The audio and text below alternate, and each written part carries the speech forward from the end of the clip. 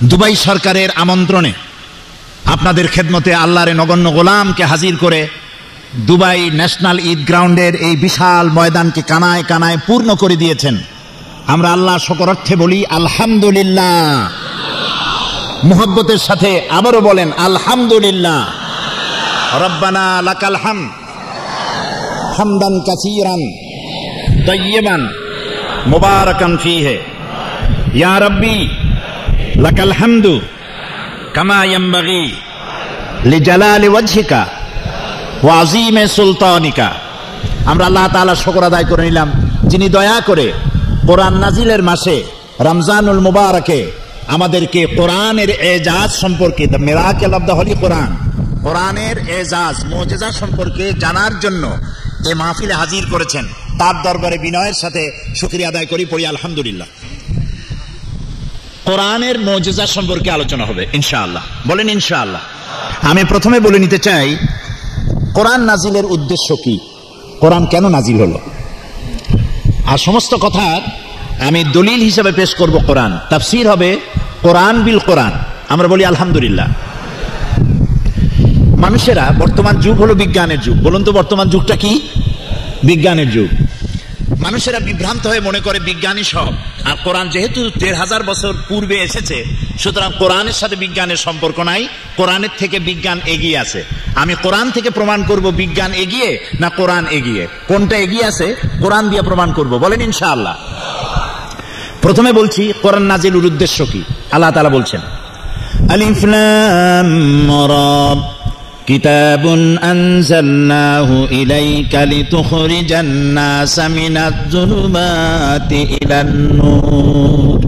আলিফ লাম রা কিতাবুন আনজালনাহু ইলাইকা, আমি আপনার উপরে একটি কিতাব নাজিল করেছি। কিতাবুন আনজালনাহু ইলাইকা, এমন এক কিতাব লিতুখরিজান নাসা মিনাজ যুলুমাতি ইলান নূর। এই কিতাবকে নাজিল করা হয়েছে লাগবে। কিতাবুন আনজালনাহু ইলাইকা লিতুখরিজান নাসা, যাতে করে আপনি মানব মণ্ডলীকে বের করে আনতে পারেন মিনাজ যুলুমাতে ইলান নূর, যাতে করে আপনি মানব মণ্ডলীকে অন্ধকার সমূহ থেকে আলোর দিকে নিয়ে আসতে পারেন। এই জন্য আমি কোরআন নাজিল করেছি। বলুন সুবহানাল্লাহ। কোরআন নাজিলের উদ্দেশ্য হলো মানব মণ্ডলীকে অন্ধকার থেকে আলোর দিকে নিয়ে আসা। অন্ধকার কি? অন্ধকার হচ্ছে মানব রচিত যত মতবাদ আছে পৃথিবীতে, সমস্ত মানব রচিত মতবাদ হচ্ছে অন্ধকার, আর ইসলাম হচ্ছে নূর। আল ইসলামু নূরুন, ইসলাম হচ্ছে আলো। আল্লাহ তাআলা কোরআনে কারীমের মধ্যে অন্ধকার বুঝাবার জন্য অন্ধকারকে বহু বচনে ব্যবহার করেছেন, জুলুমাত বলেছেন, কিন্তু আলোর ব্যাপারে তিনি এক বচন ব্যবহার করেছেন। আলোর বহু বচন হলো আনোয়ার, নূরের বহু বচন আনোয়ার। এই শব্দ তিনি ব্যবহার করেন নাই কোরআনে কারীমে। তার মানে হচ্ছে ভুলের অনেক পথ হয়, আর যেটা রাইট সেটার পথ এক হয়। আপনারা জানেন অঙ্ক পরীক্ষার দিন যাদের অঙ্ক রাইট হয় না, ভুল হয়, তাদের ভুলগুলি হয় নানান প্রকার, আর যাদের অঙ্ক রাইট হয় তাদের রেজাল্ট হয়, তাদের ফলাফলটা কয়রকম হয়? একরকম হয়। এই জন্য হকের পথ, নূরের পথ, আলোর পথ একটি, আর অন্ধকারের পথ অনেক। সেজন্য আল্লাহ তাআলা বলছেন যে আমি কোরআন নাজিল করেছি এই জন্য যাতে করে আপনি মানব মণ্ডলীকে অন্ধকার থেকে আলোর দিকে নিয়ে আসতে পারেন। এ হলো এক। ২ নম্বরে কোরআন নাজিলের ২ নম্বরের উদ্দেশ্য হচ্ছে তাহা মা আনজালনা আলাইকাল কুরআনা লিতাশকা। হে নবী, কোরআন আমি এই জন্য নাজিল করি নাই যে কোরআন আপনার ভাগ্যকে বিপর্যস্ত করে দেবে। কোরআন নাজিল হয়েছে মানুষের ভাগ্যকে পরিবর্তন করে দেবে বলে। তো কোরআন নাজিলের উদ্দেশ্য হলো ভাগ্য পরিবর্তন করা, মানুষের দাসত্বের শৃঙ্খল থেকে মুক্ত হওয়া, এক আল্লাহর গোলামি করা, এবং এর মূল উদ্দেশ্য হচ্ছে অন্ধকার সমূহ থেকে আলোর দিকে নিয়ে আসা, এবং সেই কাজটি নবী করিম সাল্লাল্লাহু আলাইহি ওয়াসাল্লাম করেছিলেন। কোরআন এটি মানব রচিত নয়। কোরআন কার? কোরআনের ভিতরে যত বাণী আছে, বাণীগুলি কার? বলেন সবাই। আল্লাহ তাআলা বলছেন মা ইয়ানতিকু আনিল হাওয়া ইন হুয়া ইল্লা ওয়াহয়ুন ইউহা। আমার নবী কোরআনের নামে যে কথাগুলি বলেন সেগুলি ওহী, তিনি নিজের থেকে বানিয়ে কোনো কথা বলেন না। যদি নিজের থেকে বানায়া কোরআনের ভিতরে একটি কথাও যদি তিনি ঢুকায় দিতেন, তাহলে আমি তার ডান হাতকে চেপে ধরতাম এবং তার কণ্ঠনালীকে আমি কেটে ফেলে দিতাম। সুবহানাল্লাহ। তাহলে কোরআনের মধ্যে কোনো ভুল নাই। আল্লাহ তাআলা চ্যালেঞ্জ করেছেন, ওরা বলেছিল কাফেরেরা যেটা রাসূলের বানানো, নবী করিম সাল্লাল্লাহু আলাইহি সাল্লামের বানানো। বলেন নাউযুবিল্লাহ। কোরআন যখন নাজিল হচ্ছিল, নবী করিম সাল্লাল্লাহু আলাইহি সাল্লাম তখন মুখস্থ করতেছিলেন খুব দ্রুততার সাথে। আল্লাহ তাআলা বললেন, লা তুহাররিক বিহি লিসানাকা লিতাজালা বিহি, কোরআন মুখস্থ করার জন্য এত তাড়াহুড়ো করার কোনো প্রয়োজন নাই। আমার জিব্রাইল যখন আপনার উপরে কোরআন অবতীর্ণ করে, আপনি জিব্রাইলের সাথে একবার উচ্চারণ করবেন, গোটা কোরআন শরীফকে আপনার কলিজার ভিতরে মুখস্থ করিয়ে দেওয়ার দায়িত্ব আমি আল্লাহর। আমি আপনাকে মুখস্থ করার ক্ষমতা দিয়ে দিব। এই কোরআন নাজিল হলো, নবী করিম সাল্লাল্লাহু আলাইহি ওয়াসাল্লাম হেরা পাহাড় থেকে নেমে এলেন। আল্লামা ইকবাল বলছেন, উতরে কর গারে হেরা সে সোয়ে কম আয়া, উতরে কর গারে হেরা সে সোয়ে কম আয়া, और एक नुस्खे किमिया साथ लाया। হেরা পাহাড় থেকে তিনি নেমে এলেন, হাতে নিয়ে আসলেন একটা পরশ পাথর। আর পরশ পাথর হচ্ছে এমন পাথর যে পাথরের টাচ লাগলে পরে লোহাগুলি সোনা হয়ে যায়। লোহাগুলি কি হয় বলুন তো ভাই? সোনা হয়ে যায়।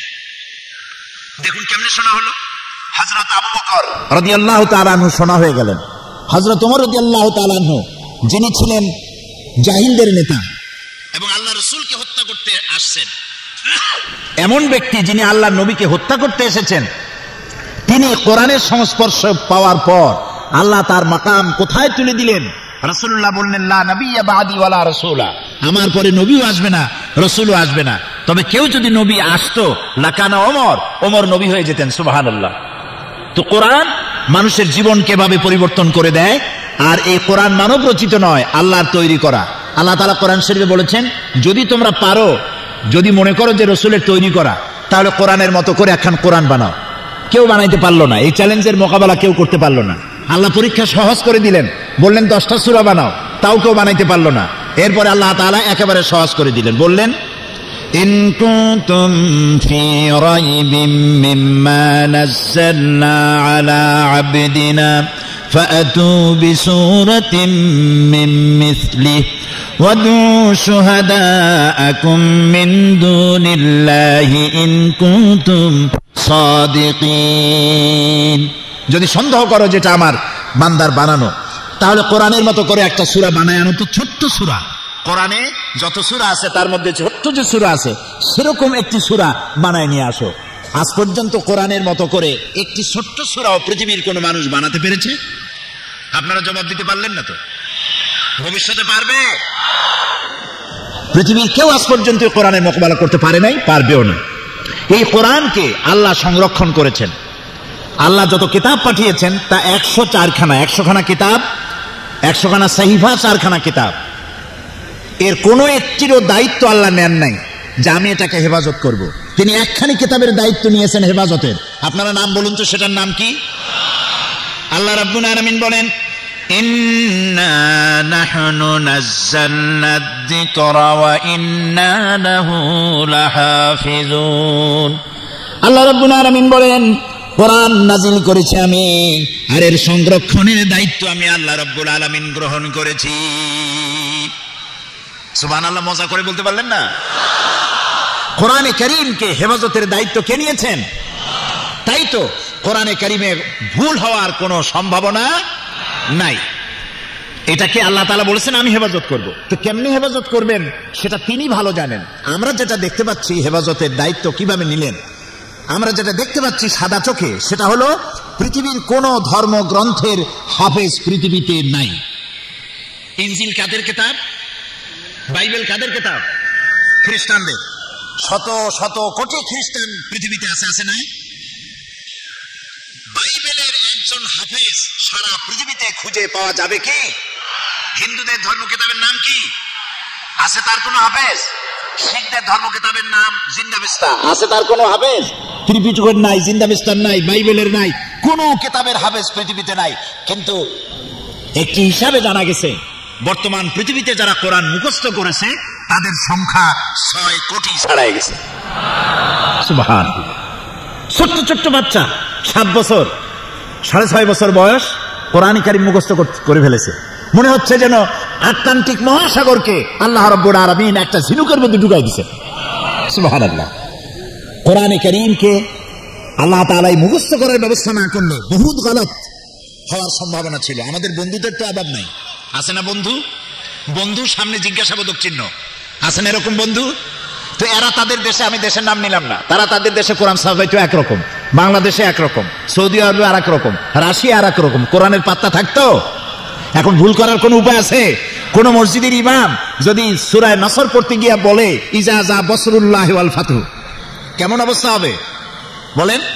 পিছন থেকে লোকেরা লোকমা দিবে। লোকমা যদি না মানে, প্রত্যেকদিন যদি নসরুল্লাহরে বসরুল্লাহ পড়ে, তো এমন ইমাম না পিটায় নাস্তা করা যাবে?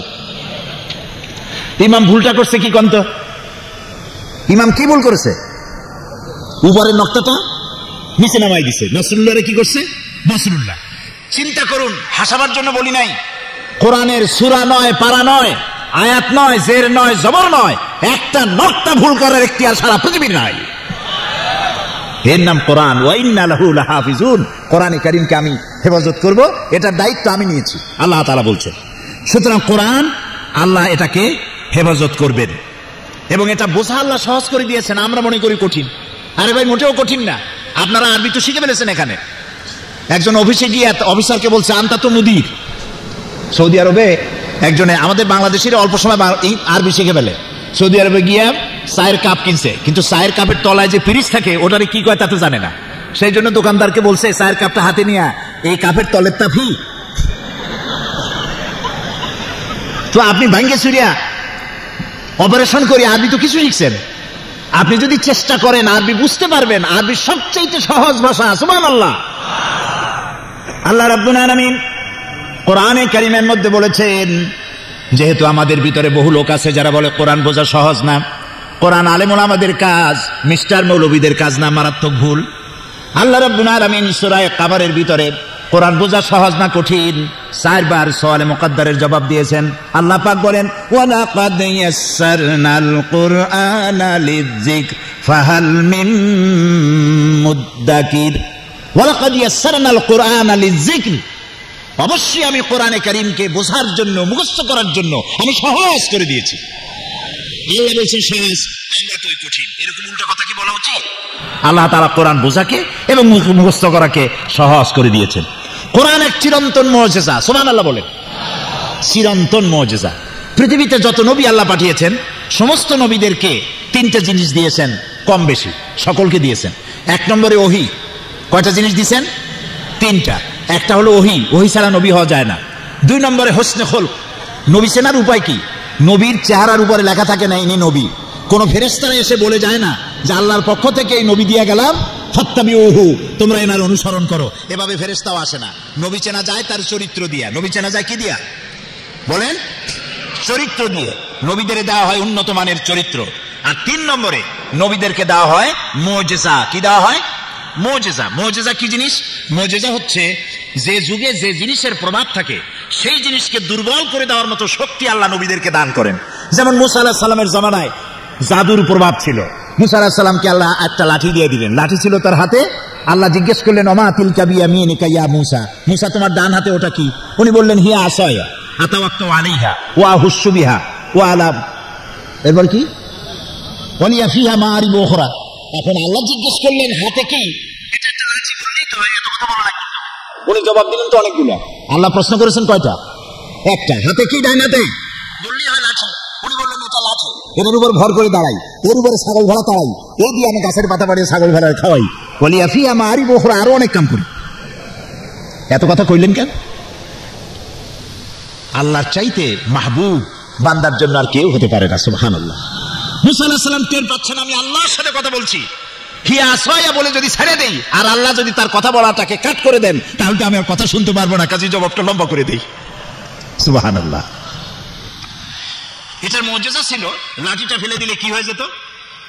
কি হতো? সাপ হয়ে যেত। হযরত মূসা আলাইহিস সালাম ইন্তেকাল করলেন, লাঠি তিনি কবরে নিয়ে যান নাই, লাঠি জমিনে বেঁচে ছিল, কিন্তু তার উম্মতেরা এই লাঠিকে আর এক মুহূর্তের জন্য তারা সাপ বানাইতে পারে নাই। দাউদ আলাইহিস সালামের মুজিজা ছিল লোহা দিয়ে অস্ত্র তৈরি করতেন। অনেকে বলে যে তিনি কর্মকার ছিলেন, খন্তা শাবল বানাইতো। তো খন্তা শাবল যদি বানাইতো নবীও চালাইতো কেমনে? কোদাল, খন্তা শাবল এগুলি বানাবার দরকারটা কি? তার হাতে লোহা পড়লে লোহা আগুন দিয়ে জ্বালানো লাগতো না, লোহা ধরে চাপ দিতেন, পানি হয়ে গলে যেত।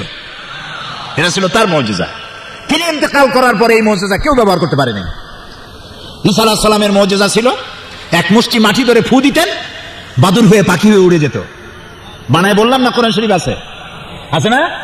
জন্মদের চোখের উপরে হাত লাগাই দিতেন, চোখ ভালো হয়ে যেত। সুবহানাল্লাহ বলতে ইচ্ছে করে না? ঈসা আলাইহিস সালাম মরেন নাই, ঈসা আলাইহিস সালামকে আল্লাহ তাআলা উঠায় নিয়েছেন, কিন্তু তার মুজিজা ওখানেই শেষ। পৃথিবীর শত কোটি খ্রিস্টান বেঁচে আছে, এই মুজিজা কেউ কামে লাগাইতে পারে নাই। কোন জন্মদের চোখে যদি হাত দিয়ে ঘষা দেয়, যাও চোখ থাকবে তাও নষ্ট হয়ে যাবে, ভালো বানাইতে পারবে না। এটা কোনদিন পূরণ হবে না। قال النبي صلى الله عليه وسلم لا تحصى عجائبه ولا تبلى غرائبه فيه مصابيح الهدى ومنار الحكمة। নবী করিম সাল্লাল্লাহু আলাইহি ওয়াসাল্লাম বলছেন কোরআন কোনদিন পুরাতন হবে না। পুরান হইছে? বলেন হইছে? যত শুনি তত মজা লাগে না? শেখ আব্দুর রহমান আস-সুদাইস, সৌদ আশ-শুরাইব, আব্দুর রহমান আল হুজাইফি, সালাহ আল বুদাইর, আব্দুল্লাহ আল জাহনি কোরআনে কারীম যখন তেলাওয়াত করে কেমন লাগে? সুবহানাল্লাহ, মনে হয় যেন আকাশ থেকে কোরআন নাজিল হচ্ছে। সুবহানাল্লাহ বলেন। এই কোরআনের মুজিজা কিয়ামত পর্যন্ত থাকবে। কোরআন শুনে আর মুসলমান হয়, কোরআন শুনে আর মুসলমান হতে থাকে। সুবহানাল্লাহ বিহামদিহি। আজিম, এটা কোনদিন পুরাতন হবে না। ফিহি মাসাবিহুল হুদা, রাসূলুল্লাহ বলছেন এটা হচ্ছে হেদায়েতের মশাল, ওয়া মানারিল হিকমা, আর এটা হচ্ছে বিজ্ঞানের সুউচ্চ মিনার। বিজ্ঞানের কথাই বলবো সামনের দিকে, কোরআনের এজাজের দিকে আমি আসতেছি। এরপরে নবী করিম সাল্লাল্লাহু আলাইহি ওয়াসাল্লাম বলছেন মান ক্বালা বিহি সাদাকা, এই কোরআন দিয়ে যে কথা বলে সেই সত্য কথা বলে। বলেন সুবহানাল্লাহ। যত বড় নেতা হোক আর যত বড় চিৎকার দিয়ে বলুক ভাইয়ের আমার, বোনের আমার, এই চিৎকার দিয়ে যাই বলুক, তার কথার ভিতরে যদি কোরআন না থাকে এই কথার কোনো দাম নাই। ওই কথার দাম আছে যে কথার পেছনে কোরআনের দলিল আছে। মান ক্বালা বিহি সাদাকা, কারণ কোরআন দিয়ে যে কথা বলে সেই সত্য কথা বলে। তার কারণ হচ্ছে ওমান আসদাকু মিনাল্লাহি কিলা, আল্লাহর চাইতে সত্যবাদী আর কেউ কি আছে? বলেন আছে? আল্লাহর চাইতে সত্যবাদী কেউ নাই। কাজী কথা বলতে গিয়ে কোরআনের দলিল পেশ করুন। যিনি কোরআনের দলিল সহকারে কথা বলেন তার কথা শুনুন। সুবহানাল্লাহ বলেন। ওমান আমিলা বিহি উজরা, আর কোরআন পড়ে বুঝে ওর উপরে যে আমল করবে আল্লাহ তাআলা নবী বলছেন তাকে পুরস্কৃত করা হবে ফির দুনিয়া ওয়াল আখিরাহ। ওমান হাকামা বিহি আদালা, আরে কোরআন দিয়ে যে বিচার ফয়সালা করবে সঠিক বিচার করবে। ওমান দা ইলা ইহুদিয়া ইলা সিরাতিল মুস্তাকিম, রাওয়াহু তিরমিজি। রাসূলুল্লাহ বলছেন যে ব্যক্তি কোরআনের দিকে দাওয়াত দিবে সেই সঠিক দাওয়াত দিবে। এই দাওয়াতের শুরু দুনিয়ায়, আর এই দাওয়াতের লাস্ট ডেস্টিনেশন, এই দাওয়াতের শেষ গন্তব্য জান্নাতুল ফেরদাউস। আলহামদুলিল্লাহ। এই কোরআনে কি আছে? ইতিহাস, বিজ্ঞান, দর্শন, নৃতত্ত্ব, ভূতত্ত্ব, স্বরাষ্ট্রনীতি, পররাষ্ট্রনীতি, শিক্ষানীতি, যুদ্ধনীতি, বন্ধুনীতি, পারিবারিক নীতি, ইহকাল পরকাল সহ জীবনের সাথে সংশ্লিষ্ট সকল কিছুই আল্লাহ তাআলা কোরআনে বলে দিয়েছেন। আল্লাহ তাআলা বলেছেন তিবিয়ানান লিকুল্লি শাই, সব কিছুকে খুলে কোরআনের মধ্যে আমি বলে দিয়েছি। সুবহানাল্লাহ বিহামদিহি। আরেকটা কথা বলে নেই, মূল এজেন্ডায় যাওয়ার আগে, মূল সাবজেক্টে যাওয়ার আগে আরেকটা কথা বলিনি। কোরআনে বিজ্ঞান আছে বলে এটা বিজ্ঞানের কিতাব নয়, কোরআনে দর্শন আছে বলে এটা ফিলোসফির কোনো গ্রন্থ নয়, কোরআনে রাজনীতি আছে বলে এটা কোনো রাজনীতির কিতাব নয়। কোরআনে ইতিহাস আর ভূগোল আছে, মহাকাশের কথা আছে, সমুদ্রের কথা আছে, সব আপনারা শুনতে পাবেন। এই জন্য এটা ভূগোলের কিতাব নয়, ইতিহাসের কিতাব নয়। পারিবারিক নীতি আছে, উত্তরাধিকারী আইন আছে। তবে এটা কি? আপনি প্রশ্ন করবেন তবে এটা কি? আমি বলবো এটা হচ্ছে মানুষের জীবন পরিচালনা করার জন্য যত নীতি প্রয়োজন, সমস্ত নীতিমালার মূল নীতি যে কিতাবে লিপিবদ্ধ হয়েছে সেই কিতাবের নাম সুবহানাল্লাহ। আশা করি বুঝে ফেলেছেন। সেই কোরআন শোনার, বোঝার আর আমল করার তৌফিক আল্লাহ তাআলা আমাদের দান করুন, বলি আমিন। কোরআন শুধু নামাজ, রোজা, হজ, যাকাতের জন্য আসে নাই। খুব ভালো করে শুনেন। নামাজ, রোজা, হজ, যাকাত জায়েজ না জায়েজ, হালাল হারাম, এই জাতীয় কথা আসছে মাত্র 500 কি 550 আয়াতের মধ্যে সীমাবদ্ধ। আর কোরআনের মোট আয়াত সংখ্যা হলো 6000-এর উপরে। 6666 বলা হয়, আসলে এটা ঠিক না, কম বেশি আছে। তো এত, তাহলে এর মধ্যে 550 আয়াত যদি হয় বৈধ আর অবৈধ, তাহলে বাকি হাজার হাজার আয়াতগুলি কি তা বোঝার জন্য আমাদের মধ্যে কিউরিসিটি থাকা উচিত ছিল, যে কিউরিসিটি আমাদের মধ্যে নাই বলে আজ আমরা দুনিয়ার মধ্যে অর্ধপাতিত হয়েছি। কথা কি বুঝে আসছে? কথা কি বুঝতে পারতেছি? আজকে যদি আমি প্রশ্ন করি বাংলাদেশি ভাইদের কাছে, আপনাদের চরম সৌভাগ্য সিঙ্গাপুরে চাকরি হয় নাই, আপনাদের চরম সৌভাগ্য চায়না, আমেরিকা, লন্ডনে চাকরি হয় না, চাকরি হয়েছে মুসলিম দেশে দুবাইতে, যেখান থেকে কাবা শরীফ কাছে, যেখানে কোরআন নাজিল হয়েছে। সুবহানাল্লাহ। সময়টা কাজে লাগান, কোরআনকে বুঝতে চেষ্টা করুন। কোরআন শুধু নামাজ, রোজা এই কথাই শুধু বলে নাই, প্রাগ ঐতিহাসিক ঘটনাবলী রাসূলকে আল্লাহ তাআলা অবহিত করেছেন। যেহেতু নবী সাল্লাল্লাহু আলাইহি ওয়াসাল্লামের পরে আর কোন নবী বলেন আসবে না, তিনি শেষ, তারপরে আর কোন নবী আসবে না। তারপরে যদি কেউ নবুয়তের দাবি করে, সে কি বলেন? সে কাফের। তার অনুসারী যারা হবে তারাও এমনকি মুহাম্মদ সাল্লাল্লাহু আলাইহি ওয়াসাল্লামের পরে কেউ যদি নবুয়তের দাবি করে, আর তার কাছে যদি কেউ নবুয়তের দলিল চায় যে তুমি যে নবী, তার প্রমাণ কি, এই দলিল যে চাবে সেও কাফের। কারণ কি? কারণ হলো তোমারে যদি দলিল দিতে পারে তাহলে তুমি তার নবুয়ত মানিয়ে নেবা, এই জন্য দলিলও চাওয়া যাবে না, বিনা দলিলে কাফের। সুতরাং মুহাম্মদ সাল্লাল্লাহু আলাইহি ওয়াসাল্লাম শেষ নবী, তাই তাকে ঐতিহাসিক ঘটনাবলী, বিজ্ঞানের কথাগুলি সবকিছু জানাই দিতে হবে আল্লাহ রাব্বুল আলামিনের, তাই তিনি তা জানাইছেন। পবিত্র কোরআনে এমন অনেক ঘটনা বর্ণনা দিয়েছে যা ষষ্ঠ শতাব্দীর দুনিয়া এ সম্পর্কে কিছুই জানত না। অবশ্য ইহুদিদের কিতাবে, ধর্মগ্রন্থে এই ধরনের কিছু ঘটনা আছে, সে ঘটনাগুলি অতিরঞ্জিত। আল্লাহ তাআলা ওহীর মাধ্যমে তার নবীকে দুনিয়ার ইতিহাস জানাইছেন। ফেরাউনের কথা, নমরুদের কথা, আদম আলাইহিস সালামের কথা, নূহ আলাইহিস সালামের কথা জানিয়েছেন। যেমন সূরা হুদ 49 নম্বর আয়াত, আল্লাহ তাআলা বলছেন, তিলকা মিন আম্বাইল গায়ব নূহিহা ইলাইকা মা কুনতা তা'লামুহা আনতা ওয়ালা কওমুকা মিন ক্বাবলি হাযা। এ হচ্ছে সব অজ্ঞাত ঘটনাবলী যা আপনি জানতেন না। আমি ওহীর মাধ্যমে আপনাকে এই ঘটনাবলী জানাচ্ছি, অতীতের জাতিসমূহের ইতিহাস আপনাকে জানাচ্ছি। সূরা ইউসুফে ইউসুফ আলাইহিস সালামের ঘটনা বর্ণনা করে সূরা ইউসুফের 102 নম্বর আয়াতে আল্লাহ তাআলা বলছেন, যালিকা মিন আম্বাইল গায়বি নূহিহি ইলাইকা ওয়া মা কুনতা লাদাইহিম ইয আজমাউ আমরাহুম ওয়া হুম ইয়ামকুরুন। এটা হলো সেই অজ্ঞাত ঘটনা যা ওহীর মাধ্যমে আমি আপনাকে জানাইছি, অথচ ইউসুফ আলাইহিস সালামের ভাইয়েরা যখন তাকে কুয়ার মধ্যে ফেলে দিতেছিল, যখন ষড়যন্ত্র করেছিল, আপনি তার কাছে ছিলেন না, আপনি তো জানতেন না। আমি ওহীর মাধ্যমে সে ঘটনা আপনাকে জানাইছি।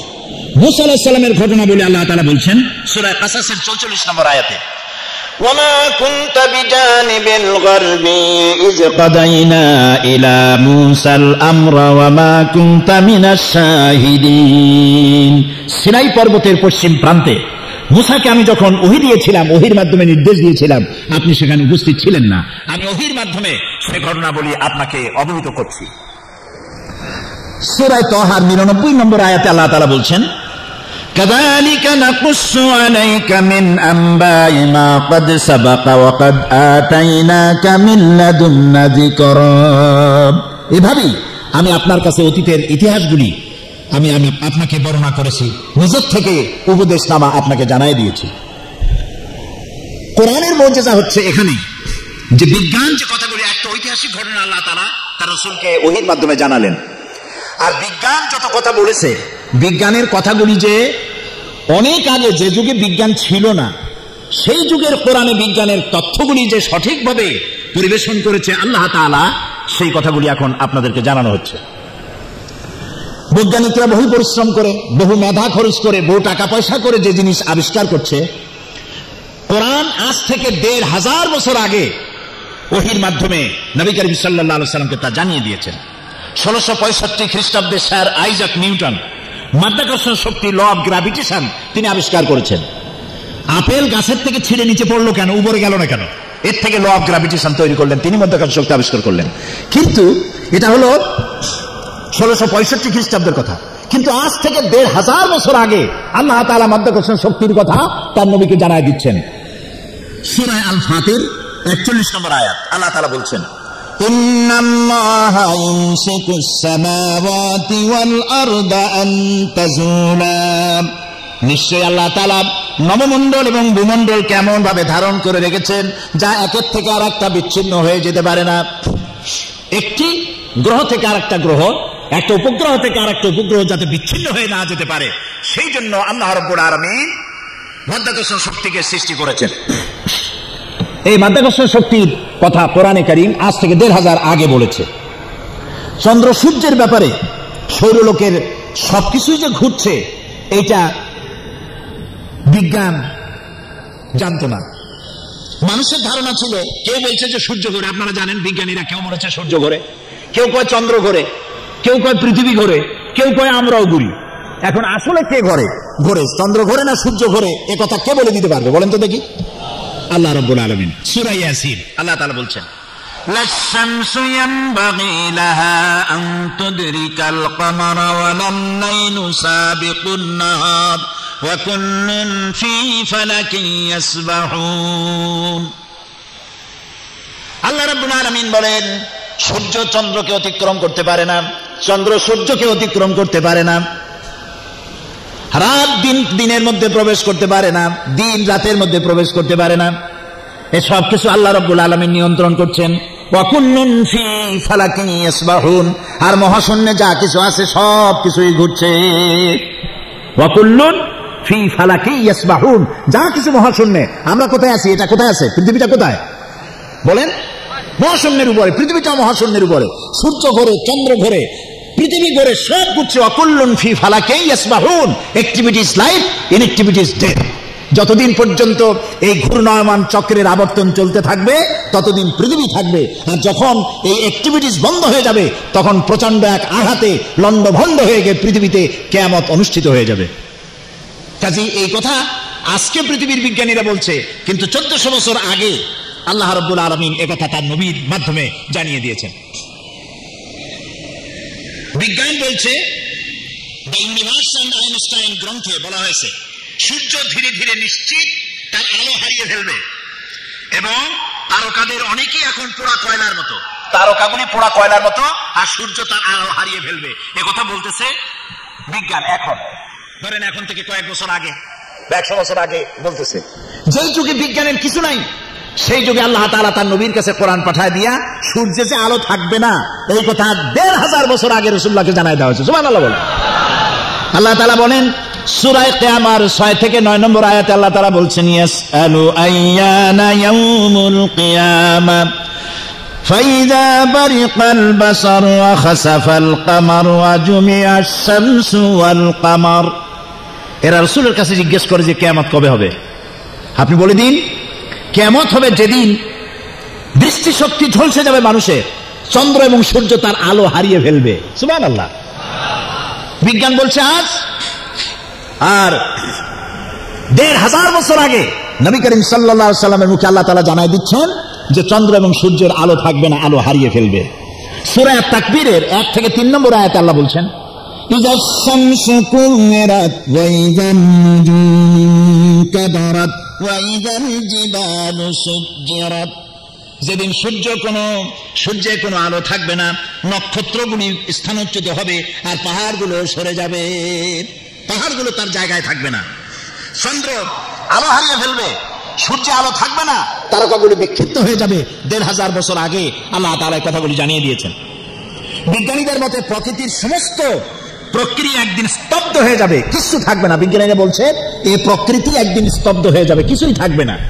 এই কথা বিজ্ঞান অনুভব করছে আজ, কিন্তু 1500 বছর আগে সূরা আর রহমানে আল্লাহ তাআলা বলছেন, কুল্লু মান আলাইহা ফানিন ওয়া ইয়াবকা ওয়াজহু রাব্বিকা যুল জালালি ওয়াল ইকরাম। বিশ্বে যা কিছু আছে সবই ধ্বংসশীল, কিচ্ছু থাকবে না, একমাত্র থাকবেন প্রতিপালক, অবশ্যই থাকবেন যিনি মহিয়ান গরিয়ান, আল্লাহ ছাড়া কিছুই থাকবে না, সব ধ্বংস হয়ে যাবে। প্রিয় ভাই সব, এ ধরনের বহু কিছু বিজ্ঞান পরে বলেছে, কোরআন বলেছে সবকিছু আগে। সেজন্য আমি বলি, কোরআন বিজ্ঞান যত বেশি আবিষ্কার করবে, কোরআন বোঝা তত সহজ হবে। সুবহানাল্লাহ বলে। দেখুন, উদ্ভিদ বিজ্ঞান, বর্তমান বিজ্ঞানীরা উদ্ভিদ সম্পর্কে গবেষণা চালিয়ে এই সিদ্ধান্ত উপনীত হয়েছে যে প্রকৃতির মধ্যে মানুষ সহ সকল প্রাণীকুলের জন্য উদ্ভিদ অর্থাৎ গাছপালা হলো মানুষের সব থেকে সেরা বন্ধু। কেননা উদ্ভিদ আমাদেরকে খাদ্যই যোগায় না, বরং বিষাক্ত গ্যাস কার্বন ডাই অক্সাইডকে শুষে নিয়ে আমাদেরকে অক্সিজেন সাপ্লাই করে। কে সাপ্লাই করে? কে করে? গাছ। এই কথা বিজ্ঞানীরা বলতেছে আজ, কিন্তু ১৫০০ বছর আগে কোন পরীক্ষা নিরীক্ষা ছাড়াই নবী করিম সাল্লাল্লাহু আলাইহি সাল্লামের মুখ থেকে আল্লাহ তাআলা বলছেন, সূরা আন-নাজিআত আয়াত নম্বর 30 থেকে 33, আল্লাহ তাআলা বলছেন, ওয়াল আরদা বাদা যালিকা দাহাহা আখরাজা মিনহা মাআহা ওয়া মারআহা ওয়াল জিবালা আরসাহা মাতাআন লাকুম ওয়া লিআনআমিকুম। অথবা তিনি জমিনকে বিস্তার করে দিয়েছেন, আর এর থেকে পানি ও তরুলতা দিয়ে নির্গত করেছেন, এবং পাহাড়কেও তিনি সুপ্রতিষ্ঠিত করেছেন। আর সব গাছপালা হলো তোমাদের এবং তোমাদের জন্তু জানোয়ারের জন্য মহা নিয়ামত। সুবহানাল্লাহ বলেন। তোমাদের এবং তোমাদের জন্তু জানোয়ারদের জন্য মহা নিয়ামত। কিভাবে? আমরা বাতাস থেকে প্রতি মুহূর্তে কি নেই? অক্সিজেন গ্রহণ করি। বলেন না, কি নেই? অক্সিজেন নেই। নাক দিয়ে অক্সিজেন গ্রহণ করে মুখ দিয়ে কি ছাড়ি? কার্বন ডাই অক্সাইড ছাড়ি। কার্বন ডাই অক্সাইড হলো বিষ। কার্বন ডাই অক্সাইড কি? বিষ। এখন এই কার্বন ডাই অক্সাইডকে পরিশুদ্ধ করার জন্য কোন ফ্যাক্টরি পৃথিবীতে আছে? বলেন না, আছে? নাই। এখন আপনি তো মরে যাবেন, প্রাণীকুল মরে যাবে, কার্বন ডাই অক্সাইড বিষ খাইয়া সারা দুনিয়া মারা যাবে। এখন কি হবে? আল্লাহ রহমানুর রহিম, তিনি গাছ তৈরি করেছেন। গাছের পাতাগুলির রং কি? আরে ভাই, তাও কথা কয় না। সবুজ। গাছের রং কি? সবুজ। সূর্যের তাপ আর গাছের এই রং, সবুজ রং, এই দুটিতে এক প্রকারের রন্ধন প্রক্রিয়া হয়। এই রন্ধন প্রক্রিয়ার মাধ্যমে গোটা পৃথিবীর সৃষ্টি জগৎ যত শ্বাস আর প্রশ্বাস করে যত কার্বন ডাই অক্সাইড ছেড়ে দেয়, গাছ সেটা খাদ্য হিসেবে গ্রহণ করে নিজের মধ্যে অবজার্ভ করে আবার এটাকে অক্সিজেন করে প্রাণী জগতের জন্য ছেড়ে দেয়। সুবহানাল্লাহ, সুবহানাল্লাহ, সুবহানাল্লাহ বলেন, আল্লাহু আকবার। এই হচ্ছে আমার আল্লাহ। কোরআন মহাবিজ্ঞান নয়, বিজ্ঞান অনেক পেছনে, কোরআন অনেক এগিয়ে। বিজ্ঞানের আবিষ্কার যত বাড়বে, বিজ্ঞানীরা ভিক্ষুকের মতো কিয়ামত পর্যন্ত কোরআনের কাছে দুই হাত পেতে দাঁড়িয়ে থাকবে। সুবহানাল্লাহ। এবার দেখুন পানি। কি দেখবেন? বলেন। পানি এবং তার পানি সৃজন এবং তার বন্টন ব্যবস্থা। জীবনের জন্য কি দরকার? পানির এক নাম কি? জীবন। এই পানি যদি দুবাই শহরে 10 ফিট উঁচু হয়ে আসে, তাহলে পানির নাম হবে কি? মরণ। জীবন আর মরণ পাশাপাশি। তবে এখানে পানি ওঠার সম্ভাবনা কোন? আমাদের দেশে ওঠার সম্ভাবনা। বাংলাদেশের জন্য দোয়া হবে এই মাহফিলের পরে। দোয়া করবেন না? মহব্বত হয় বাংলাদেশের জন্য, ভালোবাসা লাগে। আহারে, আহারে দেশ।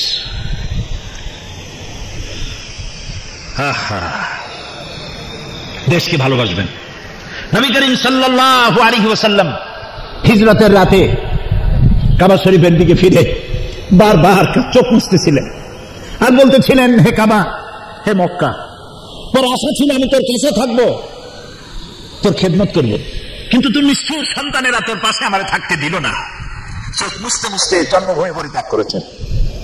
এখানে যারা আছেন টেলিফোনে খবর পান মায়ের অসুখ হয়েছে, কিন্তু ভিসা পান না, যাইতে পারেন না।